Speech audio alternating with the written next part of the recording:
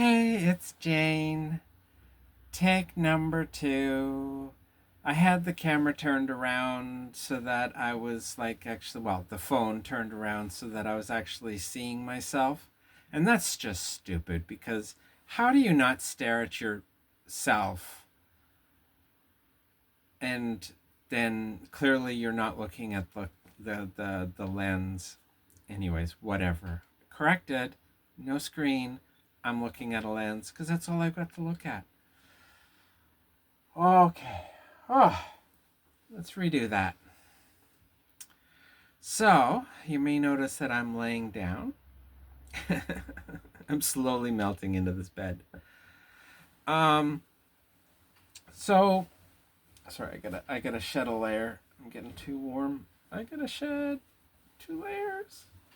Yeah, shed 2 layers. Um, so yeah, I tried to make a video yesterday and I made it 11 minutes before I just crashed. Like a light switch just turned off and I could not go any farther. And I was trying to sit up to do it. So today I'm changed my mind. I'm going to do this laying down. Hopefully I can last longer. Um, cuz I'm exhausted. I am absolutely exhausted. Sorry, I'm just moving the mouse to keep the computer going. Um, yeah, this dilating business, it really takes it out of you. And I thought I was doing pretty good because, like, what, 3 days ago now, I was kind of like on an upswing. So 3 days ago, I was feeling pretty good. And um, the day before that, I was feeling okay and then pretty good. And I'm like, oh, hey, I'm on this great upswing. This is fantastic. And then the next day, I was like, no, I'm not feeling so good anymore. And then yesterday, no, my God, I was just exhausted. Exhausted. Like I could. Well, I'll tell you exactly what happened yesterday. After my third dilating session, I fell asleep and woke up at like 2:30 in the morning because I had to pee. And I went back to bed and then woke up at 6. So I slept a minimum of 12 hours last night. I, and I slept yesterday morning too. Like between my first and second dilation, I did actually sleep for like an hour as well. So yeah, I I, I don't know. Maybe this is kind of a roller coastery thing. Um, don't know. But yeah, I thought I was doing pretty good 3 days ago, and now I'm like, no, no, I'm not doing great at all. This is sucking every bit of juice out of me. Um, so where are things? Um, because I got stuff I want to talk about. Um, yeah, the stuff I want to talk about because I have now that I basically can't do anything. I don't even have the mental faculties to like write code. So I've just been watching economic YouTube videos. I'm gonna bore you to death. Um, so where are we? So I'm healing very well. Healing very well. I haven't had any bleeding in a week. Not one tiny bit of bleeding in an entire week. Um, and when they told us that we could expect bleeding for the first 4 to 6 weeks, I think that's what they said. Anyways, the first extended period of time, like I think it was 4 to 6 weeks. They said we could expect bleeding. 2 weeks, 2 weeks, and it stopped. And my suture lines are doing fantastic. They're almost completely healed all the way down, and they're remember before last time I said there was this like large triangle area at the bottom that was wide open. Well, it's about the third the size of it used to, as what it was a week ago. So it could be a week to 2 weeks from now. It could be completely closed up. which would be fantastic because it stings. It doesn't stop stinging. It's so annoying. And it doesn't like hurt like crazy, but it just stings. It's like when you get like road rash, like you go off your bicycle and you scrape up your arm and it just stings for days and days. That's what it feels like. Only it's been stinging that way since the stitches broke, a few days after I started dilating. So I'll be glad when that finally closes up and it stops stinging. Um, and and swelling is way down. Swelling is down a lot, um, which is good and a problem, um, because I had said before, and then this is now becoming true for the big dilator, the number four. I had said that the number four was more comfortable than the number three because the number four being bigger, it was pushing out so much that it didn't feel as pokey at the end, whereas the smaller one did feel pokier at the end. So the number three hurt more than the number four. Well, now they both hurt. Now, because there's less swelling inside, they both feel very pokey at the ends. And I need to solve that because I'm been applying some additional pressure just to kind of ensure that I don't lose any depth, but potentially, even if I can get a quarter or an inch extra depth, I'll take anything I can get. So I've been applying not pressure to the point where it hurts, but pressure to the point where after I'm done dilating, the top is achy for a while afterwards, and it's uncomfortable. So I've got the achiness at the top and the stinginess at the bottom. Ugh. And the exhaustion, the never ending exhaustion. So, yeah, the bottom's going to close up, so that's fine, right? I just need to be patient and it'll close up and then it'll stop stinging and that'll be fine. At the top, I've actually ordered two more dilators off of Amazon, because now that the swelling is down as far as it is, I feel comfortable with trying out different dilators of different shapes, um, with the hopes of having a different experience. Because early on, when you've got a lot of internal swelling, you absolutely need to have those proper official dilators they give you because they're shaped the way they are for maximum um, ease of use with major swelling. And so they taper towards the tip, right? So like the big one, it's an inch and a half in diameter, all around, like along the straight part, but then where it bends to go, when it bends like that, it also tapers as well. So the roundness of the tip is only about like an inch in diameter, whereas the roundness of the bulk of it is an inch and a half. And that taper means that the end is more pokey now than it was before. Because before, the number four was comfortable because of the extreme pressure from the outside, from the swelling, and the number three hurt. Whereas now both of them hurt at the tip. So I've bought two new dilators to try out. So one of them is penis shaped. It doesn't have to be, but it is. So the end is rounder and the same diameter as the body. Um, and it has an air bladder inside of it, so it will expand out. Now, it only costs $30, so I can't imagine that it expands out uniformly along the full length of it. That would be, from an engineering standpoint, a little more complicated and therefore probably cost more than $30 with tax, like including tax. Um, so I'm imagining that it's just going to balloon up in the middle. Whatever. I'll try it out. If it does something useful, great. If it doesn't, I'll probably just pitch it. It's $30. It's an experiment. It's a product. It's a product evaluation. You know. Might as well do it. Might as well give it a try. And the other one is an actual set of hard plastic um, dilators. I have no allergies.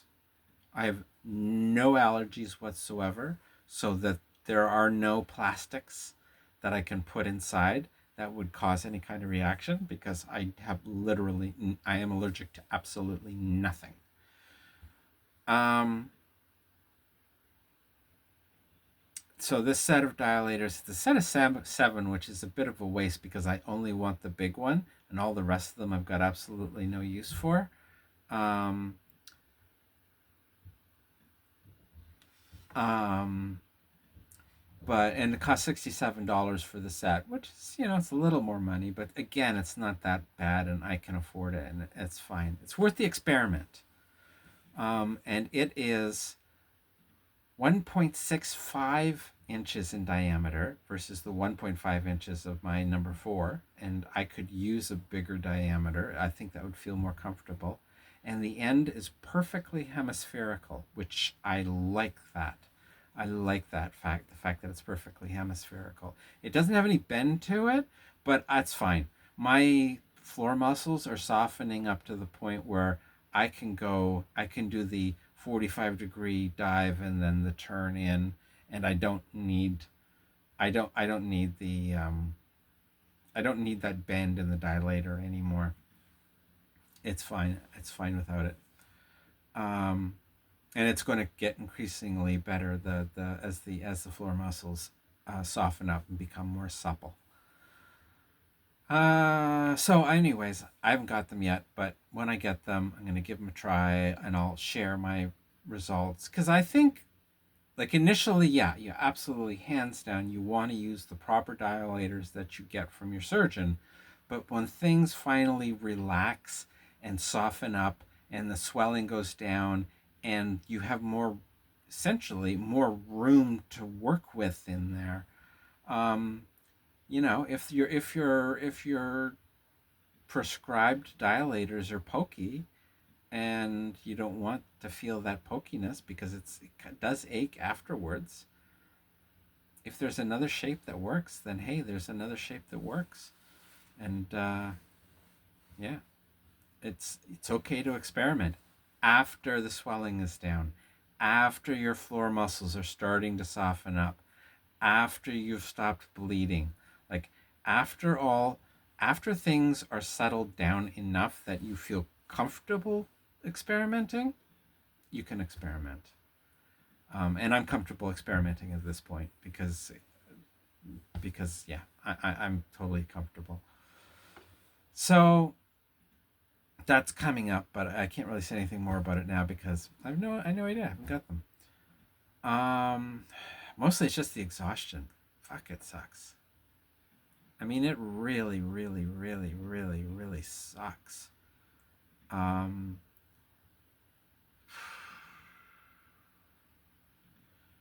yeah, because partially, like, I'm bored, right? Like, I can't sit in a chair because it hurts, because it stings because of the bottom bit, which is still open. So I can't sit in a chair. Um, like if I go out to get Tim Hortons in the morning, because there's a Tim Hortons 2 blocks over, so driving over to Tim Hortons and back is not exactly an exhausting adventure. If I go over to Tim Hortons in the morning, come back, I do put on underwear and pants, underwear and jeans, and a liner in the underwear. Obviously, you need that. So I will put on clothes to do that. But other than that, Like if I'm upstairs by myself, I'm naked from the waist down all the time, 24/7. And if I go downstairs where my dad is, I put my house robe on and I'm still naked from the waist down. And I'm really getting tired of it. I'm bored and I'm tired of not being able to put on clothes because I got lots of nice, fun clothes that would eat. Not that things didn't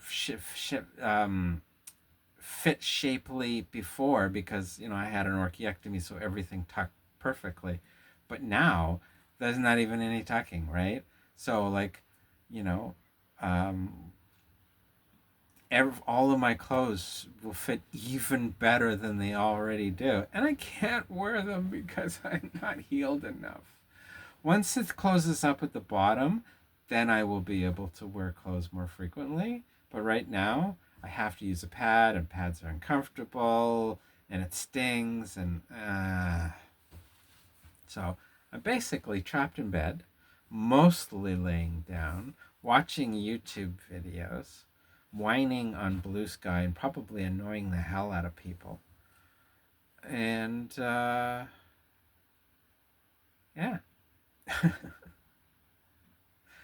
So I've come to the realization that recovery from this surgery is not a marathon. It's a marathon of marathons.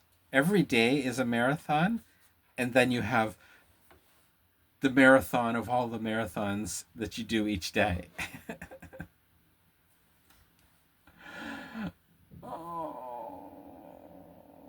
And it doesn't help that I'm trapped down here in Retirementville either because I don't know anybody down here. I'm currently my best friend isn't speaking to me. Um, yeah, because I had said there was a falling out because she bailed on picking me up. Well, I texted her and said, "Look, okay, fine. Let's just move forward. Let's not argue about this. Let's not review it. Let's not do anything about it because there's literally no point. We can't change the past. We can't make up for the past. Let's just move forward." But I haven't heard anything from her, and I don't expect to hear anything from her anytime soon. So, yeah, it's lonely. I can't really talk to my dad because this is the stuff that I want to talk about, and I can't talk about this stuff with my dad. He's a lovely guy, but I just can't talk to him about this stuff with my dad. um, let's see what else. There is other stuff. Um, oh my god, the the waste I'm producing, the paper towels and the the things that I sit on when I'm dilating because you goop all over the place, right? So you have to sit on a membrane when you're dilating, and those things and wet wipes and oh, it's a messy business down there. Just trying to do this stupid recovery. Um, what else is going on? Not much. Not much. Yeah, I'm just kind of watching YouTube videos to fill the time when I'm not sleeping, and I'm sleeping a lot.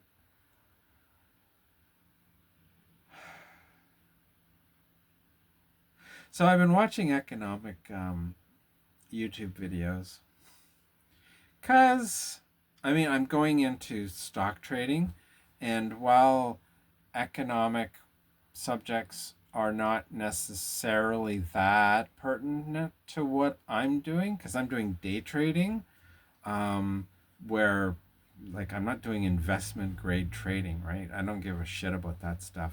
Maybe some point in the future, but right now I literally only care about buying and selling buying and selling stocks in the time period of minutes. Like if I hold something for 15 minutes, that's holding it for a while, right? If I hold something for an hour, that's holding it for an eternity. Like that's the kind of mindset you're in as a day trader.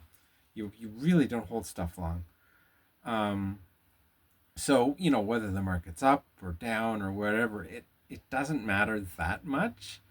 Like like after a crash, you get a lot of you get a lot of volatility that's very low level. So like prices will go up and down quite a lot, but not by a large range. You don't get a lot of like shoot ups. But that's after like a crash, right? And crashes don't happen that often. So where the market's at, like say the S&P 500 is an example, right?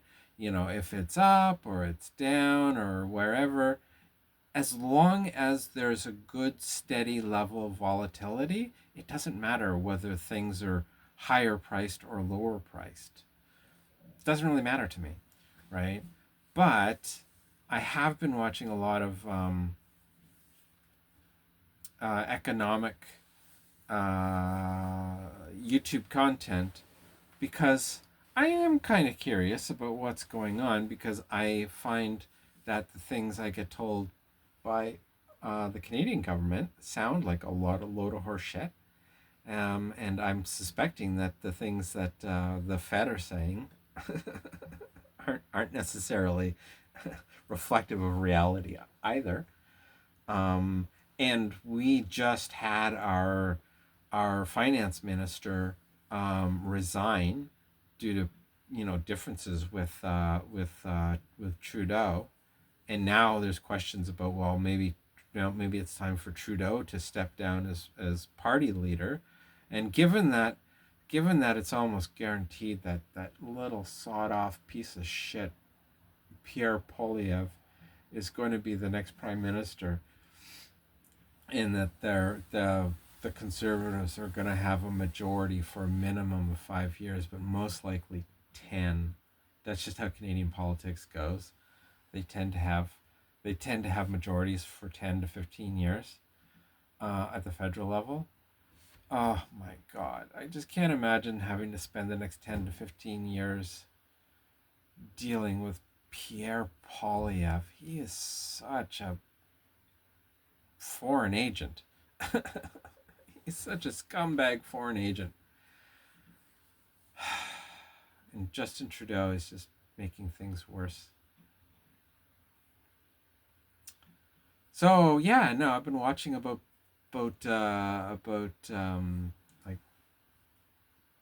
like the demand for um, 1 and 2 month treasury bonds being sky high, and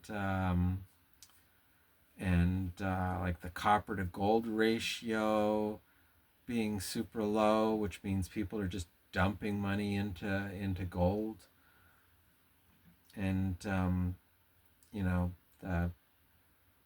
central bank problems in China, and yeah. So I think I can comfortably say we are in a recession, and it is going to get worse, which sucks, but it is what it is.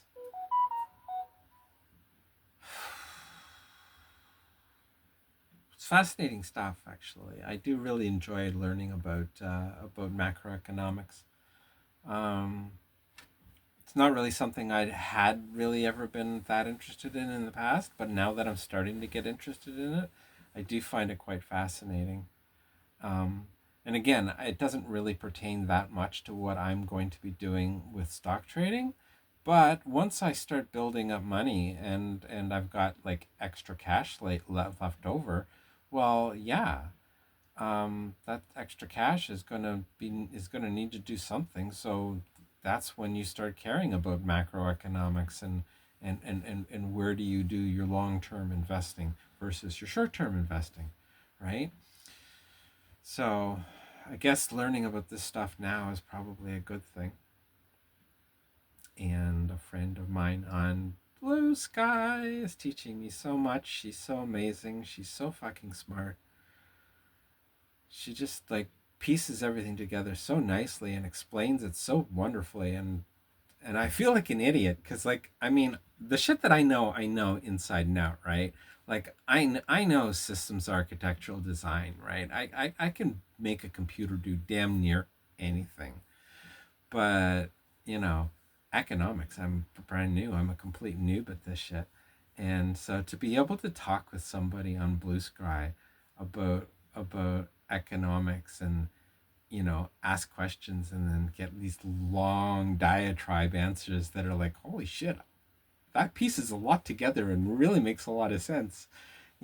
It's fantastic. It's good to have. I would be in a shitty place right now if I did not have my online friends.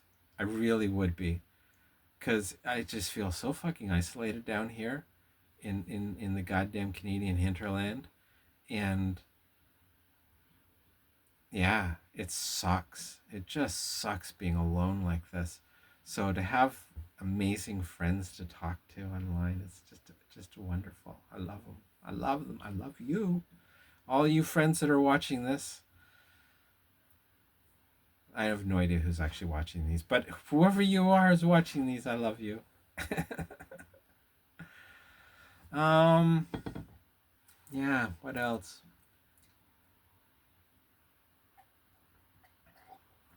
Yeah, like 3 days ago when I was feeling a lot better, I thought, okay, maybe I could start coding. Because I was there. I was like at that point where I'm like, yeah, I think I could start coding now. And then the next day, it just fell right off. So I don't know. I don't know where I'm at. And it's not the end of the world either, right? Like the money that I need for this uh, trading venture, I don't. It doesn't even become available until February. So like I can't do anything before February anyways. And even then, it doesn't matter because I can basically survive for an entire year. After February, I can survive for an entire year very cheaply, like really, really watching my money. I can survive for an entire year and still have my complete seed money for the trading venture, right? So when I actually start live trading, it doesn't matter. I was hoping for the beginning of March, but if it's the beginning of April or the beginning of May or the beginning of June, I don't really think it matters that much. And better safe than sorry, right? So like get the code written and test the shit out of it and test the shit out of it again and test the shit out of it a third time and just keep testing the shit out of it until I'm absolutely confident that when it's real money, then it's a real success. God bless paper trading. That's all I can say is God bless paper trading.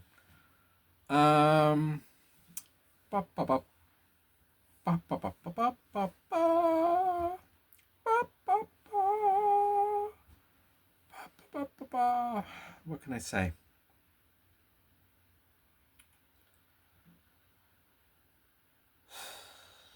I hate ending these videos by running out of things to say.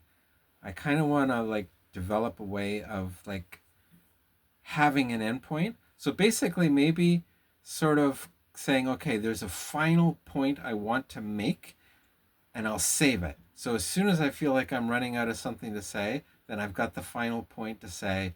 I say it, I say goodbye, and off I go. Just thought of that. I think that's a good idea. I can jot down like a key point that I save for last so that I can have a nice clean ending instead of having the whole thing kind of taper off and I'm like, oh, and I melt into my pillow. Oh, that's comfortable. Oh, that is comfortable. Oh, yeah, so I'm adding I'm adding vitamin E oil to my suture lines now. Too early to tell how much of an effect it's going to have, but I have used vitamin E oil on other things in the past, like cuts and abrasions and whatnot, and I find that I do heal noticeably faster with it.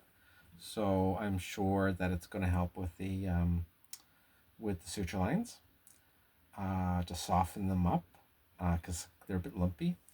And well, one of them is a bit lumpy in an area. The other side is actually kind of supple the whole way, and the other side is kind of supple at the top, and the one lumpy bit near the bottom. So, but yeah, I think it'll help a lot. Oh, internal structures.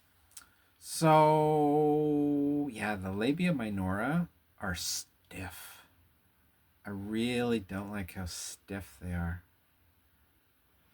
Kind of bugs me.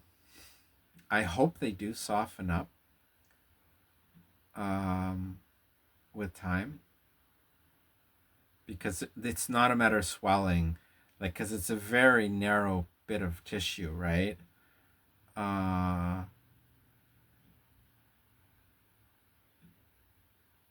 and I think some of the stitches are still in place, so that could be having an effect on it. But I hope that the labia minora soften up a lot because I think they're way, way too stiff. They're annoyingly stiff. Um,